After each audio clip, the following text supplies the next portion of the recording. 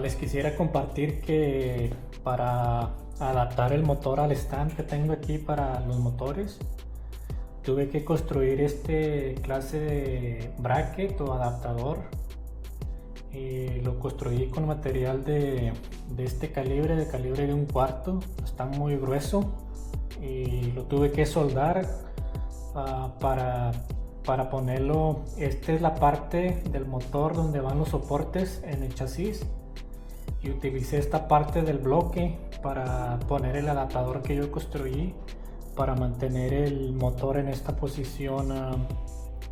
El motor está un poquito largo y pensaba que si lo ponía de esta manera a lo mejor iba a estar como muy pesado para darle vuelta, y de esta manera con este pedazo, con este bracket que construí, el motor y el peso casi está centrado y parece que está funcionando muy bien.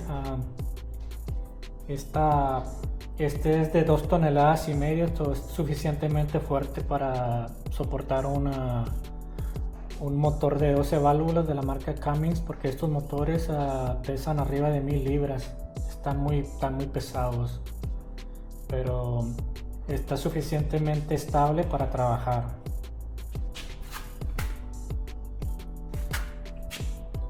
Y ahí se puede ver de la manera de lo que lo construí. Como digo, nomás son unos pedazos de metal soldados, pero me está funcionando perfectamente para hacerlo, el trabajo que tengo que hacer aquí.